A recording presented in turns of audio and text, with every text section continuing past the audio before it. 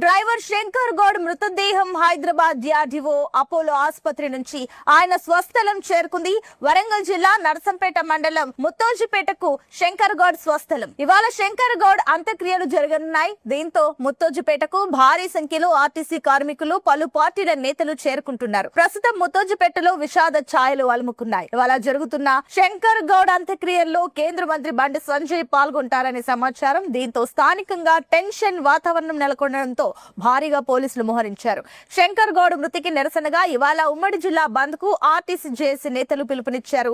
ఈ బంద్ కు పలు రాజకీయ పక్షాలు మద్దతు తెలిపాయి. తెలంగాణలో ఆర్టీసీ సమ్మె 3వ రోజుకు చేరుకుంది. ఆర్టీసీ కార్మికులు ఆందోళన తీవ్రతరం చేశారు. రాష్ట్ర వ్యాప్తంగా నిరసనలు, ఆందోళన చేపడుతున్నారు. పలు చోట్ల ఉద్రిక్త పరిస్థితులు నెలకొంటున్నాయి. పోలీసుల పహారా మధ్య బలవంతంగా నడుపుతున్న ఆర్టీసీ బస్సులను కార్మికులు అడ్డుకుంటున్నారు. పోలీసులతో వాగ్వాదానికి దిగుతున్నారు. ఆర్టీసీ జేఏసీ నేతలను పోలీసులు అదుపులోకి తీసుకుంటున్నారు. ప్రభుత్వ చర్యలపై కార్మికులు ఆగ్రహాన్ని వ్యక్తం చేస్తున్నారు. తమ న్యాయపరమైన డిమాండ్లు నెరవేర్చే వరకు సమ్మె ఆపేది లేదని ఆర్టీసీ కార్మికులు స్పష్టం చేస్తున్నారు. మరోవైపు ఈ నెల 29వ తేదీ వరకు నిరసన కార్యక్రమాలకు పిలుపునిచ్చారు. ఇవాళ అన్ని డిపోలు ఎదుట ఆర్టీసీ కార్మికులు మౌన దీక్షలు చేపడుతున్నారు. రేపు సామూహిక వంటవార్పు. ఈ నెల 26న కార్మిక కవాతు, 27న మంత్రులు, ప్రజా ప్రతినిధులకు వినతి పత్రాలు సమర్పించబోతున్నారు. 28న మహిళా ఉద్యోగులు బతుకమ్మ ప్రదర్శనలు, 29వ తేదీన కార్మికుల అర్ధనగ్న ప్రదర్శనలు చేపట్టబోతున్నారు. మరోవైపు ఆర్టీసీ కార్మికుల ఆందోళనకు రాజకీయ పక్షాలు సంఘీభావాన్ని ప్రకటించాయి. మా పరిస్థితి ఏంది, మా పిల్లల పరిస్థితి ఏంది?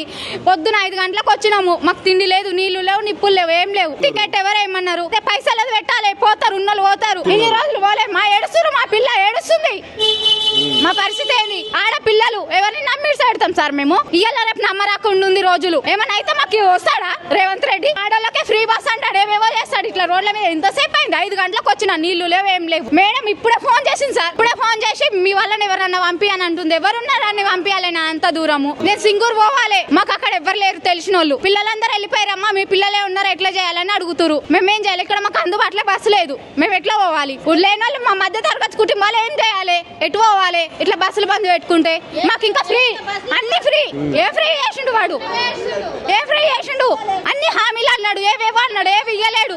కనీసం ఇది కూడా కరెక్ట్ లేకపోతే మాకు ఎందుకు వచ్చిండు? ఎలక్షన్లు అప్పుడు ఓట్లు వేయమని వస్తారు ఇంట్లో ముంగడికి అన్ని చెప్తారు. అప్పుడు మేము అది చేస్తామమ్మా, మేము ఇది చేస్తామని వస్తారు. మరి ఇప్పుడేంది పరిస్థితి? అంటే మీ అవసరం ఉన్నప్పుడు మా దగ్గరకు వస్తారు, మేము ఇట్లా పడితే మీరు చూసుకుంటా కూర్చుంటారా? ప్రైవేట్ బస్సులు నడిపిస్తాము, డ్రైవర్లను పెట్టిస్తామని అంటున్నారు. ఏవి ఎక్కడున్నాయి సార్? ఎక్కడున్నాయి?